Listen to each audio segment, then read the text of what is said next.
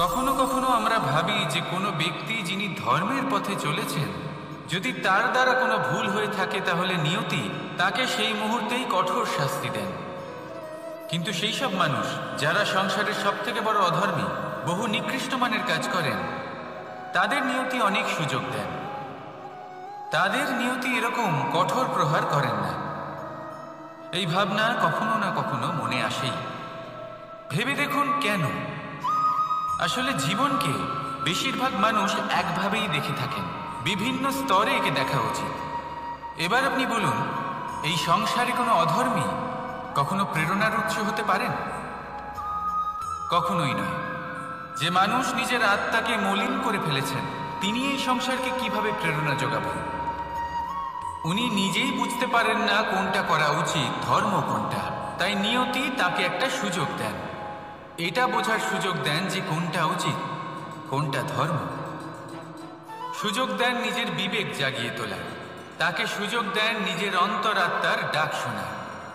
যখন তাতেও কাজ হয় না, তখন নিয়তির কাছে একটাই পথ বাকি থাকে, আর তা হল মহাবিনাশ। মহাবিনাশ হয়তো দেরিতেই আসতে পারে, কিন্তু তা অবশ্যই আসবে। আর যখন মহাবিনাশ আসে, তখন মহাবিনাশের যন্ত্রণা সমগ্র মানব জীবনের যন্ত্রণার থেকে অনেক বেশি হয়। এই কথাটা সবসময় মনে রাখবেন। আর অন্যদিকে যে মানুষ ধর্মের পথে চলছেন, তার দ্বারা যদি কোনো ভুল হয়ে থাকে, তখন নিয়তি তার পরীক্ষা নেন। কিছুক্ষণের জন্য মানুষের মনে হতে পারে নিয়তি তাকে কঠোর শাস্তি দিয়েছেন, কিন্তু সময়ের সাথে আমরা সবাই দেখি যে যখন সেই মানুষ সেই পরীক্ষায় উত্তীর্ণ হন, এই সমস্ত সংসারের জন্য প্রেরণার উৎস হয়ে ওঠেন। অর্থাৎ নিয়তি প্রত্যেক মানুষকে তার কর্ম অনুসারে উচিত ফলও দেন, উচিত শাস্তিও দেন। পার্থক্য হলো শুধুমাত্র সময় আর আপনার দৃষ্টিভঙ্গি। তাই ধর্মের পথে চলুন আর আমার সাথে ভালোবেসে বলুন, রাধা রাধা। দ্বিধাবোধ। অনেক সময় আমরা জীবনে সেই বাঁকে এসে পৌঁছই যেখানে আমরা বুঝতেই পারি না যে এবার কোন দিক নির্বাচন করা উচিত। কখনো এদিকে যাওয়া উচিত মনে হয়, কখনো ওদিকে যাওয়া উচিত মনে হয়, কখনো দুদিকেই যাওয়া প্রয়োজনীয় বলে মনে হয়, কিন্তু তা তো সম্ভব নয়। কখনো কখনো এটা মনে হয় যে এখানেই থেমে যাওয়া ভালো, কোথাও না যাওয়াই শ্রেয়। এবার একেই তো দ্বিধাবোধ বলে। সংসারে এমন কোনো দ্বিধা নেই যার সমাধান সম্ভব নয়। এই দ্বিধাবোধ স্বাভাবিক। আর আপনার এই দ্বিধাকে আমি একটু সরল করে দিই। দ্বিধাগ্রস্ত হয়ে নির্বাচন করলে তখন এটা মাথায় নিয়ে করবেন যে আপনার এই নির্বাচনের ফলে এই সংসারের ওপর, এই সমাজের ওপর কি প্রভাব পড়তে পারে। নিজের লাভ ক্ষতির বিষয়ে ভাবা ছেড়ে দিন আর কর্ম করুন সংসারের মঙ্গলের জন্য, আগামী প্রজন্মের মঙ্গলের জন্য। ভাবুন আপনার এই নির্বাচনের জন্য কিভাবে তাদের জীবনের উদ্ধার সম্ভব। কারণ এই ভাবনাই হলো উচিত ভাবনা। কারণ অনেক সময় ওষুধ একটু কড়া মনে হতেই পারে, কিন্তু এই ওষুধই তো রোগ মুক্তি ঘটায়। সেইভাবে আপনাকেও এই দ্বিধার মুহূর্তে কঠিন নির্বাচন করতে হতে পারে। এই কঠিন নির্বাচন জীবনে কঠিন পরিস্থিতিও আনতে পারে, কিন্তু যদি এই নির্বাচন ধর্মসঙ্গত হয়, যদি এর দ্বারা সংসারের মঙ্গল হয়, তাহলে এই নির্বাচনই হলো সঠিক নির্বাচন। আসুন আমার সাথে ভালোবেসে বলুন, রাধা রাধা। মানুষ নানান ধরনের বাসনা পোষণ করেন, তাদের নানান ইচ্ছে থাকে, অভিলাষা থাকে, নানান কামনা করতে থাকেন, স্বপ্ন দেখেন, প্রার্থনা করেন যেন তা সফল হয়, নিজের সম্পন্নতা কামনা করেন, আর শেষে নিরাশ হয়ে যান কারণ এসব কিছুই পান না। আপনাকে একটা ছোট্ট উদাহরণ দিই। জঙ্গলের রাজা কাকে বলা হয়? সিংহকে। এবার যেহেতু সিংহ বনের রাজা, তাই হরিণ তো তার কাছে এসে এটা বলতে পারে না যে আপনি হলেন বনের রাজা, তাই আপনি আমাকে মেরে ফেলুন, আমাকে খেয়ে ফেলুন আর নিজের ক্ষুধা নিবারণ করুন। এমন তো হয় না। সিংহ যতই বনের রাজা হোক, তাকেও পরিশ্রম অবশ্যই করতে হয়, তবেই তার ক্ষুধা নিবারণ হয়। সেইভাবেই আপনার সমস্ত স্বপ্ন, আপনার সমস্ত ইচ্ছে, আপনার সমস্ত অভিলাষা, সমস্ত আকাঙ্ক্ষা পূরণ হবেই, অবশ্যই হবে, পরিশ্রমের দ্বারা। শুধু ভাবলেই হবে না। তাহলে আপনিও জীবনে পরিশ্রম করুন, নিজের সমস্ত স্বপ্ন পূরণ করুন, আর আমার সাথে ভালোবেসে বলুন, রাধা রাধা। আপনি কি কখনো কোনো উঁচু পর্বতের শিখরে পৌঁছতে পেরেছেন? যদি পৌঁছে থাকেন বা যদি আপনি কোনো উঁচু পর্বতের শিখরে যান, তাহলে ভালো করে দেখবেন, আপনি যত উঁচুতে অগ্রসর হতে থাকবেন, আস্তে আস্তে সমস্ত বনস্পতি বিলুপ্ত হতে থাকে। তারপরে সমস্ত গাছপালা, পশু পাখি সব বিলুপ্ত হতে থাকে। শেষ পর্যন্ত সেই শিখরে থেকে যায় শুধুমাত্র শান্তি, নীরবতা। আমাদের মানুষের সাথেও এটাই হয়। মানুষ যখন আত্মবিকাশের পথে অগ্রসর হতে থাকে এবং নিজের জীবনের শিখরে পৌঁছতে চায়, তখন তার একা থাকা অত্যন্ত প্রয়োজনীয় হয়। আর তাকে তখন ত্যাগ করতে হয় নিজের সুখ স্বাচ্ছন্দ্য, নিজের সম্পত্তি, নিজের সমৃদ্ধি, নিজের সৌন্দর্য। দেখুন, জীবনের শিখরে পৌঁছনো একেবারেই সহজ কাজ নয়। এ হলো অত্যন্ত দুর্গম এক পথ। কিন্তু যদি আপনি সেখানে পৌঁছতে চান, তাহলে আপনাকে ত্যাগের প্রবৃত্তি জাগিয়ে তুলতে হবে। ত্যাগ কি সেটা জানতে হবে, কারণ ত্যাগের ফলেই মনে শান্তি আসে, আর সেই শান্তির ফলে মনে উৎপন্ন হয় প্রেম। আর এই প্রেমই হল জীবনের অন্তিম লক্ষ্য। তাহলে আসুন আমার সাথে ভালোবেসে বলুন, রাধা রাধা। অধিকার, এটা না কোনো সাধারণ শব্দ, না কোনো ব্যবসা, নিজেই একটা অদ্ভুত ব্যাপার এই অধিকার। স্বয়ং ঈশ্বর মানুষকে জীবন বাঁচার অধিকার দিয়েছেন। কিন্তু যখন কোনো নারীর অধিকারের প্রশ্ন আসে, তখন সেই অধিকারের সাথে কর্তব্য জুড়ে যায়।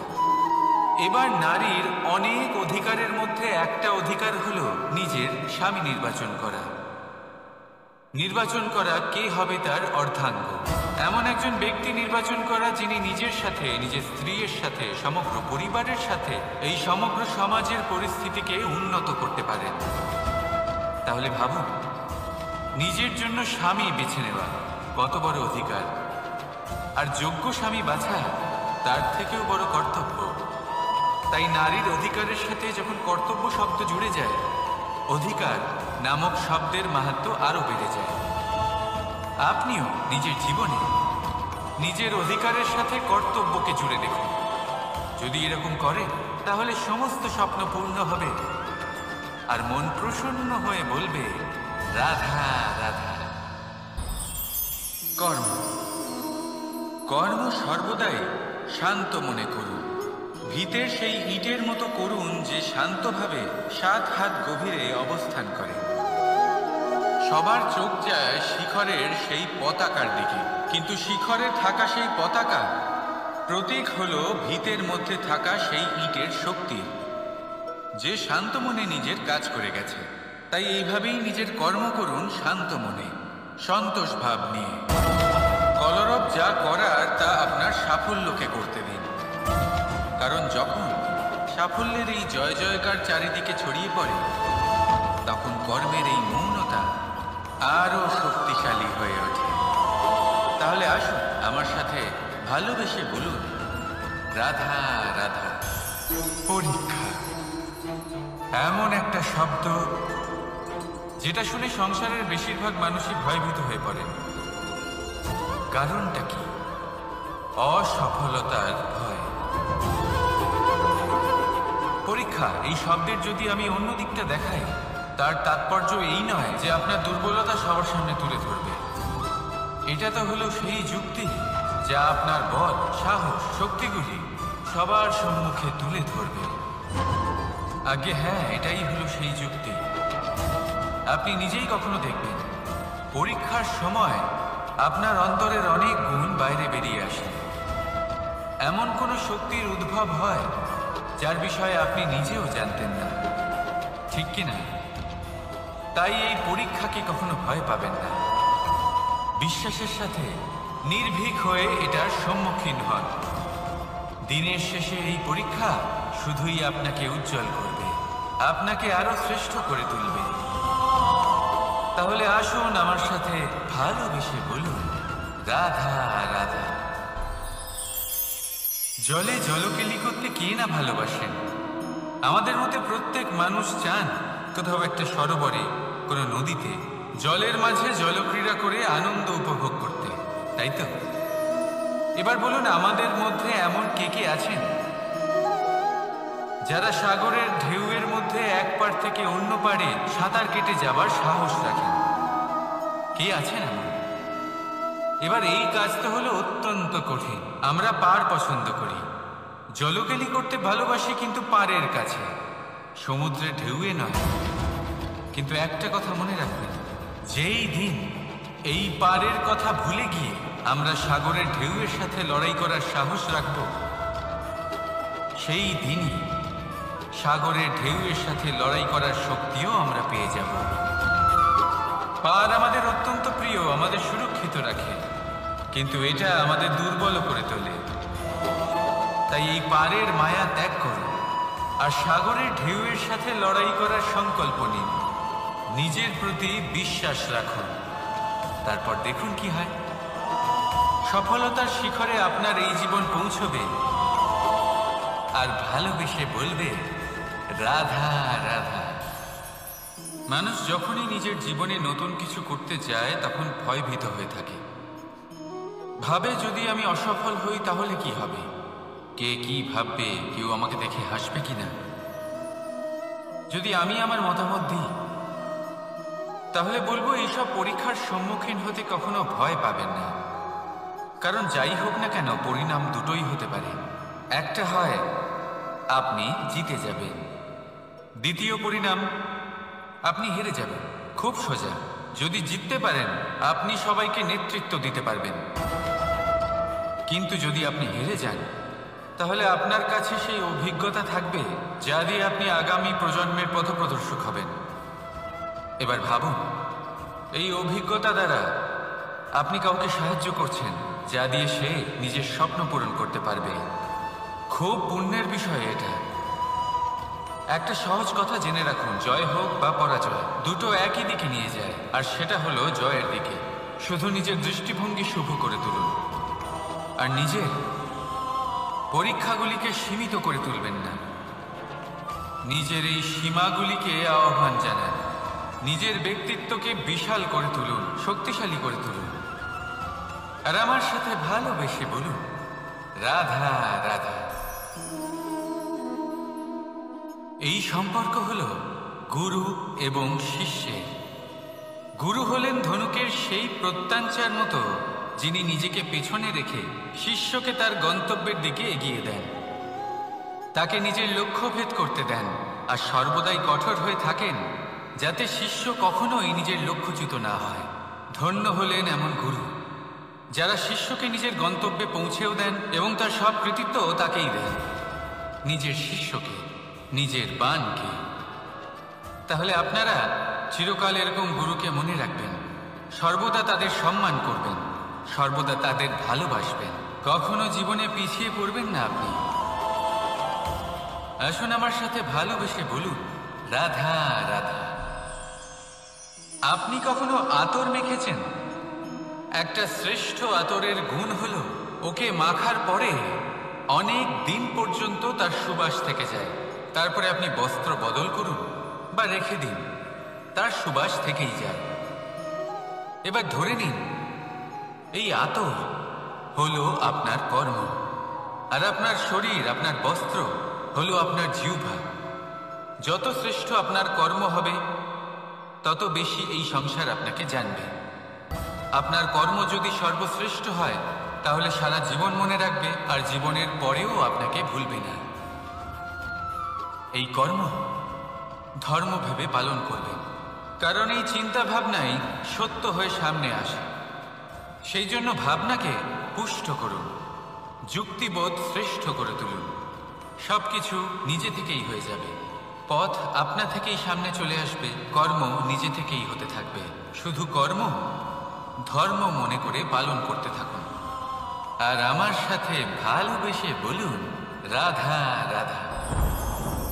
এই জীবন, এই জীবন দেখতে গেলে কিন্তু খুবই কঠিন। এই জীবন কি করি হে নারায়ণ, এটাকে একটু সহজ কি করে করে তোলা যায়, এই প্রশ্নই তো আসছে মনে। এর উত্তর স্বয়ং সেই মানুষের মধ্যেই লুকিয়ে, তার সিদ্ধান্তে, তার নির্বাচনের মধ্যে লুকিয়ে। এবার জীবনের যে কঠিন সময়গুলো থাকে সেগুলো সেই প্রসঙ্গের মতোই হয়। যেমন ধরুন, আপনি হাঁটছেন হাঁটছেন আর হঠাৎ করে পায়ে কাঁটা ফুটে গেল। এবার আপনি কি করবেন? এমনও ব্যক্তি আছেন যারা সেই কষ্টের কারণে, সেই কষ্ট পাওয়ার ভয় পিছিয়ে আসেন। এমনও কিছু ব্যক্তি থাকেন যারা সেই আঘাতে নিরাময় করার জন্য সময় নষ্ট করবেন, কতটা জানি না। এমনও কিছু ব্যক্তি থাকতে পারেন যিনি হয়তো সেই কাঁটাকে তুলে নিয়ে তার ব্যবহার গজালের মতো করবেন, তাকে দেওয়ালে পুঁতে একটা সুন্দর ছবি লাগাবেন, যাতে সেই দেওয়াল আরো সুন্দর দেখতে মনে হয়। এটাই জীবনের সাথেও হতে পারে।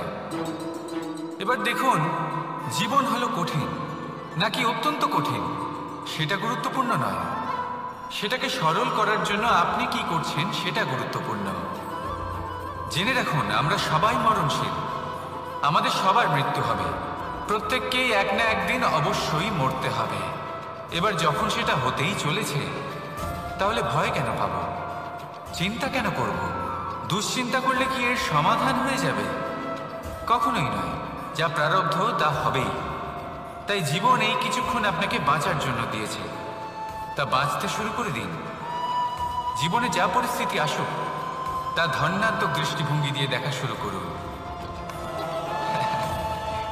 এটা যদি আপনি শিখে নিতে পারেন, তাহলে আপনার এই জীবন সুখ ও প্রসন্নতা দ্বারা ভরে উঠবে। আর এই প্রসন্নতাই আপনি বলবেন, রাধা রাধা। বৃষ্টির জল যখন মেঘের দ্বারা টিপ টিপ করে ঝরে পড়ে তখন কি ভালো লাগে, তাই না? শুধু যে এই আবহাওয়া ভালো করে তোলে তাই নয়, এই মাটিতে সমাহিত হয়ে একটা অত্যন্ত সুন্দর গন্ধ উৎপন্ন করে। এই লতা পাতা, এই বৃক্ষ এদের জীবন দান করে, এদের পুষ্ট করে তোলে, আর তার সাথে অনেক জীবের কল্যাণ করে। কিন্তু ভাবুন, যখন বজ্রপাত হয় তখন কি হয়? এই সমস্ত জলের ফোঁটা অনিয়ন্ত্রিত হয়ে যায়, একটা ভয়ানক বন্যার রূপ নিয়ে নেয়, যা শুধুমাত্র মহাবিনাশ করে। এর সারমর্ম কি? এর সারমর্ম হলো কর্ম করুন, কিন্তু তার নিয়ন্ত্রণ রেখে। যদি আপনি নিয়ন্ত্রণে না থাকেন, তাহলে আপনিও জীবনরূপী এই বর্ষার পরিবর্তে ভয়ানক বন্যার রূপ ধারণ করবেন। এবার বিকাশ ঘটাবেন নাকি বিনাশ, সিদ্ধান্ত হলো আপনার। যদি বিকাশ ঘটাতে চান, তাহলে নিজের কর্মের সাথে সাথে নিজের মনকেও নিয়ন্ত্রণ করতে শিখুন। এই মনকে সংযত করুন, একে নিয়ন্ত্রণে রাখুন, নিজের কর্মকে নিয়ন্ত্রণে রাখুন, ভারসাম্য বজায় রাখুন। আর আমার সাথে ভালোবেসে বলুন, রাধা রাধা। কখনো ঘোড়া আর তার ঘোড়সওয়ারিকে দেখেছেন? ঘোড়ার ডান এবং বাম দিকে যেন একটা পর্দা লাগানো থাকে। তার কারণ কি? যাতে ঘোড়া অন্য কোনো দিকে দেখতে না পায়, শুধুমাত্র সামনে দেখে আর সেই দিকেই এগোতে থাকে। বলতে গেলে এটা খুব সাধারণ ব্যাপার, কিন্তু এর পেছনে খুব বড় এক বিজ্ঞান লুকিয়ে রয়েছে। আপনি যদি জীবনে নিজের লক্ষ্যে পৌঁছতে চান, তাহলে আপনাকে এদিক ওদিক তাকানো বন্ধ করতে হবে, শুধু সামনে নিজের লক্ষ্যের দিকে তাকিয়ে থাকতে হবে। তখনই জীবনে সাফল্য লাভ করবেন। ঘোড়া তো শুধুমাত্র এক পশু, তার উপরে লাগাম পরাতে হয়, চোখের ডান এবং বাম দিকে পর্দা পরিয়ে দেওয়া হয়। আপনি হলেন মানুষ, আপনাকে লাগাম কে পরাবে? কেউ না। এটা আপনাকে নিজেকেই করতে হবে। মনের গভীরে প্রবেশ করুন আর আবেগগুলিকে লাগাম পরান, তাদের নিয়ন্ত্রণ করতে শিখুন। আর নিজের দৃষ্টি সামনে, শুধু নিজের লক্ষ্যের দিকে। মনে রাখবেন, যদি আপনার দৃষ্টি শুধুমাত্র নিজের লক্ষ্যে থাকে, তাহলে লক্ষ্য ভেদ অবশ্যই করবেন। যদি একাগ্রতা এদিক ওদিক চলে যায়, তাহলে লক্ষ্য হারিয়ে যাবে। রাধা রাধা। যথা রাজা তথা প্রজা, যথা বীজ তথা বৃক্ষ, যথা ভূমি তথা অঙ্কুর। কি সুন্দর শব্দ এগুলি! আর যতটাই সুন্দর ততটাই গভীর হলো তার অর্থ।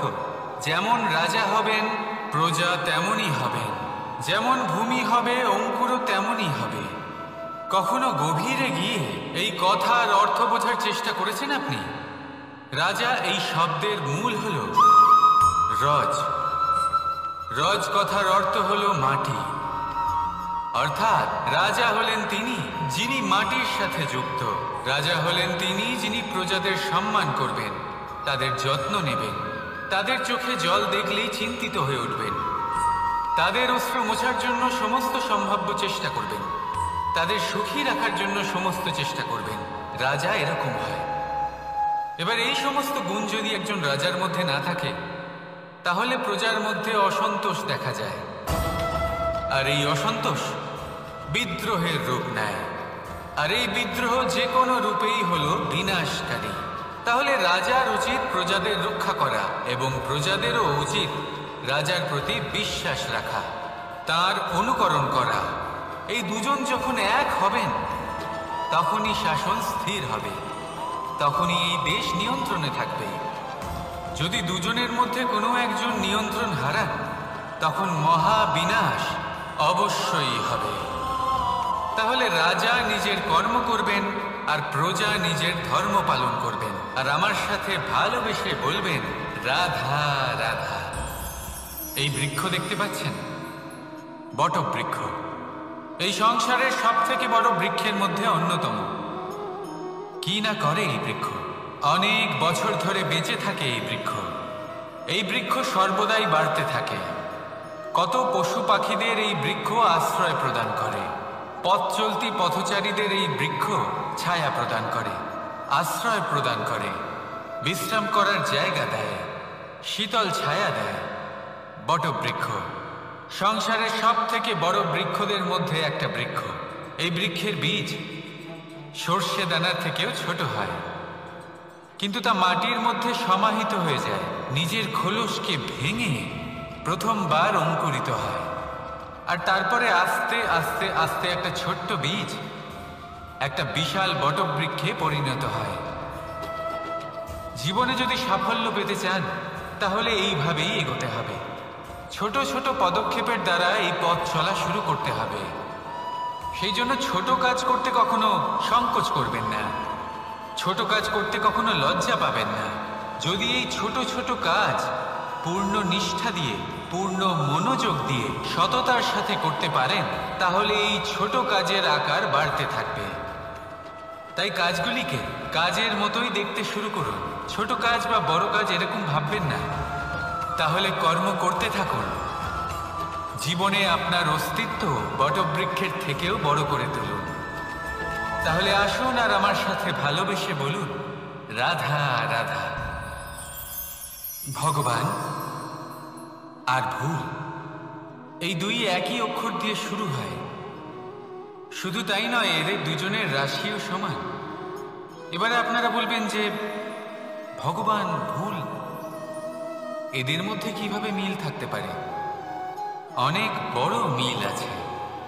না শুধু এ এক অক্ষর দিয়ে শুরু হয়, বরং এদের বিজয় মন্ত্রটাও এক। ভগবানকে মানুন, তাকে বিশ্বাস করুন, তাকে স্বীকার করুন।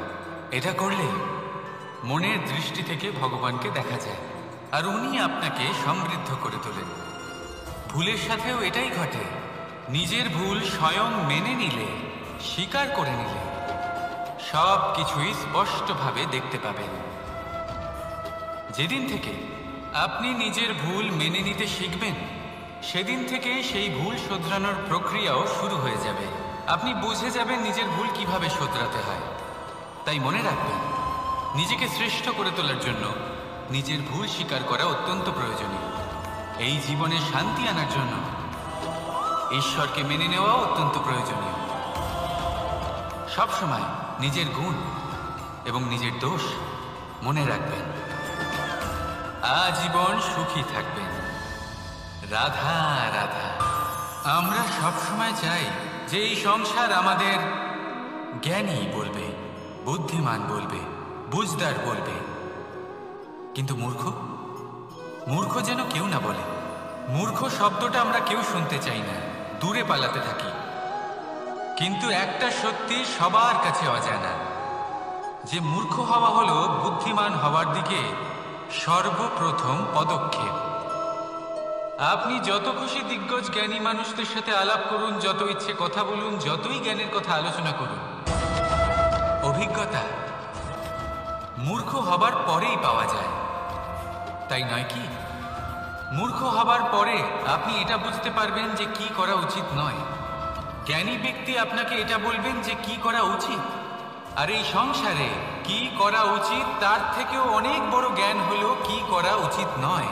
সেই জন্য সব সময় মনে রাখবেন, আপনার করা কিছু ভুল, আপনাকে যদি কেউ মূর্খ বানিয়ে থাকে, ছল চাতুরি করে থাকে, তাহলে কোনো ব্যাপার নয়। এটা শেষ পর্যন্ত আপনাকে আরো বুদ্ধিমান করে তুলবে। এই মুহূর্তে ধন্যাত্মক থাকুন, এই সংসার আপনাকে অবশ্যই জ্ঞানী বলবে। রাধা রাধা। আপনি কি কখনো একজন মালিকে একটা বাগানের যত্ন নিতে দেখেছেন? যদি কখনো একটা গাছে উই ধরে যায়, মালি তখন শুধু সেই গাছের নয়, সমস্ত বাগানের চিকিৎসা করায়। আপনারা হয়তো বলবেন, এ কেমন মূর্খতা? যখন উই একটা গাছে লেগেছে, সমস্ত বাগানের চিকিৎসা কেন করাতে হবে? এ তো অযথা পরিশ্রম করা। কিন্তু মালি খুব ভালো করে জানে যে উই হয়তো একটা গাছে লেগেছে, কিন্তু তা সমস্ত বাগানকে নাশ করে দিতে পারে। এবার মালির এই শিক্ষা, এই জ্ঞান অন্য অনেক জায়গাতে প্রযোজ্য। এই সংসারে আমরা শুধুমাত্র নিজের পরিবারের কথাই চিন্তা করি, তাদের যত্ন নিই, চেষ্টা করি যেন তারা ভালো থাকেন, সুখে থাকেন। আর সেই সময় এই সমাজের কিছু বিরোধী মনোভাব এই সমাজকে গ্রাস করে ফেলে, এই সমাজকে নষ্ট করে ফেলে। কিন্তু আমাদের নজর শুধু আমাদের পরিবারে থাকে। সেই জন্য যখন কথা ওঠে রাষ্ট্রের, দেশের, তখন তার জন্য সিদ্ধান্ত নিতে হবে, তখন তার জন্য ত্যাগ করতে হবে। আর মনে রাখবেন, যে সমস্যায় আসুক তার সমাধান পূর্ণরূপে বাঞ্ছনীয়। এই সংসারে প্রত্যেক ব্যক্তি যদি নিজের পরিবারেরও খেয়াল রাখেন এবং সমাজেরও খেয়াল রাখেন এবং সঠিকভাবে এই দেশেরও খেয়াল রাখেন, তবেই এই দেশ সম্পন্ন হতে পারবে। তাহলে আপনিও সেই প্রয়াস করুন আর আমার সাথে ভালোবেসে বলুন, রাধা রাধা। কথায় বলা হয়, জীবনে ভালোবাসাই হলো সুখের মূল। এটা সত্য। এবার প্রশ্ন হলো এটাই যে এই ভালোবাসা কার সাথে করা উচিত? যদি আপনি কিছুক্ষণের জন্য সুখ পেতে চান, তাহলে ভালোবাসুন নিজের রুচি মতো। যদি আপনি কিছুদিনের জন্য সুখ পেতে চান, ভালোবাসুন নিজের বন্ধুদের। যদি আপনি কয়েক মাসের জন্য, কয়েক বছর বা অনেক বছরের জন্য সুখী হতে চান, তাহলে ভালোবাসুন নিজের পরিবারকে, মাতা পিতা, নিজের সন্তান, স্বামী স্ত্রী, নিজের আত্মীয়দের। কিন্তু যদি আপনি চিরকালের জন্য সুখী হতে চান, তাহলে ভালোবাসতে হবে শুধু নিজের কর্মগুলিকে। কারণ সম্পর্ক যেমনই হোক না কেন, কখনো না কখনো ভেঙে যাবে। এই সংসার হলো এমনই যে যাদের সঙ্গ আমরা পাই, তাদের সঙ্গ একদিন ত্যাগ করতে হয়। শুধু কর্মই হলো এমন এক সঙ্গ যা কখনো আপনাকে ত্যাগ করবে না। আপনার মৃত্যুর পরেও এই কর্ম আপনাকে বাঁচিয়ে রাখবে। তাই সবসময় মনে রাখবেন, এই কর্ম ধর্ম মনে করে পালন করা উচিত। জীবনের শেষ মুহূর্ত পর্যন্ত কর্মকে ভালোবাসুন, জীবনের শেষ মুহূর্ত পর্যন্ত সুখে থাকবেন। আর আমি তো সবসময় বলি, শুধু কর্ম করতে থাকো, ফলের চিন্তা করো না। তাহলে আসুন আর আমার সাথে ভালোবেসে বলুন, রাধা রাধা। কখনো কখনো আমরা ভাবি যে কোনো ব্যক্তি যিনি ধর্মের পথে চলেছেন, যদি তার দ্বারা কোনো ভুল হয়ে থাকে, তাহলে নিয়তি তাকে সেই মুহূর্তেই কঠোর শাস্তি দেন। কিন্তু সেই সব মানুষ যারা সংসারের সব থেকে বড় অধর্মী, বহু নিকৃষ্ট মানের কাজ করেন, তাদের নিয়তি অনেক সুযোগ দেন। তাদের নিয়তি এরকম কঠোর প্রহার করেন না। এই ভাবনা কখনো না কখনো মনে আসেই। ভেবে দেখুন কেন? আসলে জীবনকে বেশিরভাগ মানুষ একভাবেই দেখে থাকেন, বিভিন্ন স্তরে একে দেখা উচিত। এবার আপনি বলুন, এই সংসারে কোনো অধর্মী কখনো প্রেরণার উৎস হতে পারেন? কখনোই নয়। যে মানুষ নিজের আত্মাকে মলিন করে ফেলেছেন, তিনি এই সংসারকে কিভাবে প্রেরণা যোগাবেন? উনি নিজেই বুঝতে পারেন না কোনটা করা উচিত, ধর্ম কোনটা। তাই নিয়তি তাকে একটা সুযোগ দেন, এটা বোঝার সুযোগ দেন যে কোনটা উচিত, কোনটা ধর্ম। সুযোগ দেন নিজের বিবেক জাগিয়ে তোলার, তাকে সুযোগ দেন নিজের অন্তরাত্মার ডাক শোনার। যখন তাতেও কাজ হয় না, তখন নিয়তির কাছে একটাই পথ বাকি থাকে, আর তা হল মহাবিনাশ। মহাবিনাশ হয়তো দেরিতেই আসতে পারে, কিন্তু তা অবশ্যই আসবে। আর যখন মহাবিনাশ আসে, তখন মহাবিনাশের যন্ত্রণা সমগ্র মানব জীবনের যন্ত্রণার থেকে অনেক বেশি হয়। এই কথাটা সবসময় মনে রাখবেন। আর অন্যদিকে যে মানুষ ধর্মের পথে চলছেন, তার দ্বারা যদি কোনো ভুল হয়ে থাকে, তখন নিয়তি তার পরীক্ষা নেন।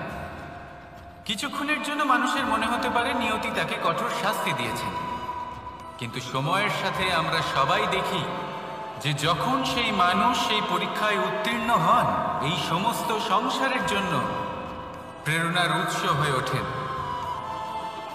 অর্থাৎ নিয়তি প্রত্যেক মানুষকে তার কর্ম অনুসারে উচিত ফলও দেন, উচিত শাস্তিও দেন। পার্থক্য হলো শুধুমাত্র সময় আর আপনার দৃষ্টিভঙ্গি। তাই ধর্মের পথে চলুন আর আমার সাথে ভালোবেসে বলুন, রাধা রাধা। দ্বিধাবোধ। অনেক সময় আমরা জীবনে সেই বাঁকে এসে পৌঁছই যেখানে আমরা বুঝতেই পারি না যে এবার কোন দিক নির্বাচন করা উচিত। কখনো এদিকে যাওয়া উচিত মনে হয়, কখনো ওদিকে যাওয়া উচিত মনে হয়, কখনো দুদিকেই যাওয়া প্রয়োজনীয় বলে মনে হয়, কিন্তু তা তো সম্ভব নয়। কখনো কখনো এটা মনে হয় যে এখানেই থেমে যাওয়া ভালো, কোথাও না যাওয়াই শ্রেয়। এবার একেই তো দ্বিধাবোধ বলে। সংসারে এমন কোনো দ্বিধা নেই যার সমাধান সম্ভব নয়। এই দ্বিধাবোধ স্বাভাবিক। আর আপনার এই দ্বিধাকে আমি একটু সরল করে দিই।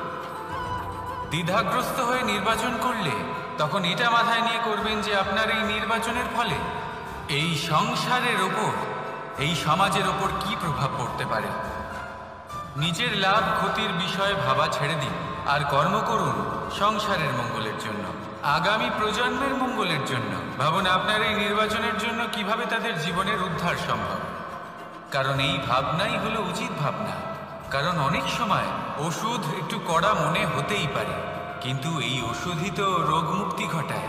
সেইভাবে আপনাকেও এই দ্বিধার মুহূর্তে কঠিন নির্বাচন করতে হতে পারে। এই কঠিন নির্বাচন জীবনে কঠিন পরিস্থিতিও আনতে পারে, কিন্তু যদি এই নির্বাচন ধর্মসঙ্গত হয়, যদি এর দ্বারা সংসারের মঙ্গল হয়, তাহলে এই নির্বাচনই হলো সঠিক নির্বাচন। আসুন আমার সাথে ভালোবেসে বলুন, রাধা রাধা। মানুষ নানান ধরনের বাসনা পোষণ করেন, তাদের নানান ইচ্ছে থাকে, অভিলাষা থাকে, নানান কামনা করতে থাকেন, স্বপ্ন দেখেন, প্রার্থনা করেন যেন তা সফল হয়, নিজের সম্পন্নতা কামনা করেন, আর শেষে নিরাশ হয়ে যান কারণ এসব কিছুই পান না। আপনাকে একটা ছোট্ট উদাহরণ দিই। জঙ্গলের রাজা কাকে বলা হয়? সিংহকে। এবার যেহেতু সিংহ বনের রাজা, তাই হরিণ তো তার কাছে এসে এটা বলতে পারে না যে আপনি হলেন বনের রাজা, তাই আপনি আমাকে মেরে ফেলুন, আমাকে খেয়ে ফেলুন আর নিজের ক্ষুধা নিবারণ করুন। এমন তো হয় না। সিংহ যতই বনের রাজা হোক, তাকেও পরিশ্রম অবশ্যই করতে হয়, তবেই তার ক্ষুধা নিবারণ হয়। সেইভাবেই আপনার সমস্ত স্বপ্ন, আপনার সমস্ত ইচ্ছে, আপনার সমস্ত অভিলাষা, সমস্ত আকাঙ্ক্ষা পূরণ হবেই, অবশ্যই হবে, পরিশ্রমের দ্বারা। শুধু ভাবলেই হবে না, তাহলে আপনিও জীবনে পরিশ্রম করুন, নিজের সমস্ত স্বপ্ন পূরণ করুন, আর আমার সাথে ভালোবেসে বলুন, রাধা রাধা। আপনি কি কখনো কোনো উঁচু পর্বতের শিখরে পৌঁছতে পেরেছেন? যদি পৌঁছে থাকেন বা যদি আপনি কোনো উঁচু পর্বতের শিখরে যান, তাহলে ভালো করে দেখবেন, আপনি যত উঁচুতে অগ্রসর হতে থাকবেন, আস্তে আস্তে সমস্ত বনস্পতি বিলুপ্ত হতে থাকে। তারপরে সমস্ত গাছপালা, পশু পাখি সব বিলুপ্ত হতে থাকে। শেষ পর্যন্ত সেই শিখরে থেকে যায় শুধুমাত্র শান্তি, নীরবতা। আমাদের মানুষের সাথেও এটাই হয়। মানুষ যখন আত্মবিকাশের পথে অগ্রসর হতে থাকে এবং নিজের জীবনের শিখরে পৌঁছতে চায়, তখন তার একা থাকা অত্যন্ত প্রয়োজনীয় হয়। আর তাকে তখন ত্যাগ করতে হয় নিজের সুখ স্বাচ্ছন্দ্য, নিজের সম্পত্তি, নিজের সমৃদ্ধি, নিজের সৌন্দর্য। দেখুন, জীবনের শিখরে পৌঁছনো একেবারেই সহজ কাজ নয়। এ হলো অত্যন্ত দুর্গম এক পথ। কিন্তু যদি আপনি সেখানে পৌঁছতে চান, তাহলে আপনাকে ত্যাগের প্রবৃত্তি জাগিয়ে তুলতে হবে। ত্যাগ কি সেটা জানতে হবে, কারণ ত্যাগের ফলেই মনে শান্তি আসে, আর সেই শান্তির ফলে মনে উৎপন্ন হয় প্রেম। আর এই প্রেমই হল জীবনের অন্তিম লক্ষ্য। তাহলে আসুন আমার সাথে ভালোবেসে বলুন, রাধা রাধা। অধিকার, এটা না কোনো সাধারণ শব্দ, না কোনো ব্যবসা, নিজেই একটা অদ্ভুত ব্যাপার এই অধিকার। স্বয়ং ঈশ্বর মানুষকে জীবন বাঁচার অধিকার দিয়েছেন। কিন্তু যখন কোনো নারীর অধিকারের প্রশ্ন আসে, তখন সেই অধিকারের সাথে কর্তব্য জুড়ে যায়। এবার নারীর অনেক অধিকারের মধ্যে একটা অধিকার হলো নিজের স্বামী নির্বাচন করা। নির্বাচন করা কে হবে তার অর্ধাঙ্গ, এমন একজন ব্যক্তি নির্বাচন করা যিনি নিজের সাথে, নিজের স্ত্রীর সাথে, সমগ্র পরিবারের সাথে এই সমগ্র সমাজের পরিস্থিতিকে উন্নত করতে পারেন। তাহলে ভাবুন, নিজের জন্য স্বামী বেছে নেওয়া কত বড় অধিকার, আর যোগ্য স্বামী বাছা তার থেকেও বড় কর্তব্য। তাই নারীর অধিকারের সাথে যখন কর্তব্য শব্দ জুড়ে যায়, অধিকার নামক শব্দের মাহাত্ম্য আরো বেড়ে যায়। আপনিও নিজের জীবনে নিজের অধিকারের সাথে কর্তব্যকে জুড়ে দেখুন। যদি এরকম করে, তাহলে সমস্ত স্বপ্ন পূর্ণ হবে, আর মন প্রসন্ন হয়ে বলবে, রাধা রাধা। কর্ম, কর্ম সর্বদাই শান্ত মনে করুন। ভিতের সেই ইটের মতো করুন যে শান্তভাবে 7 হাত গভীরে অবস্থান করে। সবার চোখ যায় শিখরের সেই পতাকার দিকে, কিন্তু শিখরে থাকা সেই পতাকা প্রতীক হলো ভিতের মধ্যে থাকা সেই ইটের শক্তি, যে শান্ত মনে নিজের কাজ করে গেছে। তাই এইভাবেই নিজের কর্ম করুন শান্ত মনে, সন্তোষ ভাব নিয়ে। কলরব যা করার তা আপনার সাফল্যকে করতে দিন, কারণ যখন সাফল্যের এই জয় জয়কার চারিদিকে ছড়িয়ে পড়ে, তখন কর্মের এই মৌনতা আরো শক্তিশালী হয়ে ওঠে। তাহলে আসুন আমার সাথে ভালোবেসে বলুন, রাধা রাধা। পরীক্ষা এমন একটা শব্দ যেটা শুনে সংসারের বেশিরভাগ মানুষই ভয়ভীত হয়ে পড়ে। কারণটা কি? অসফলতার ভয়। পরীক্ষা এই শব্দের যদি আমি অন্য দিকটা দেখাই, তার তাৎপর্য এই নয় যে আপনার দুর্বলতা সবার সামনে তুলে ধরবে। এটা তো হলো সেই যুক্তি যা আপনার বল, সাহস, শক্তিগুলি সবার সম্মুখে তুলে ধরবে। আগে হ্যাঁ, এটাই হলো সেই যুক্তি। আপনি নিজেই কখনো দেখবেন, পরীক্ষার সময় আপনার অন্তরের অনেক গুণ বাইরে বেরিয়ে আসে। এমন কোনো শক্তির উদ্ভব হয় যার বিষয়ে আপনি নিজেও জানতেন না, ঠিক কিনা? তাই এই পরীক্ষাকে কখনো ভয় পাবেন না। বিশ্বাসের সাথে নির্ভীক হয়ে এটার সম্মুখীন হন। দিনের শেষে এই পরীক্ষা শুধুই আপনাকে উজ্জ্বল করবে, আপনাকে আরো শ্রেষ্ঠ করে তুলবে। তাহলে আসুন আমার সাথে ভালোবেসে বলুন, রাধা রাধা।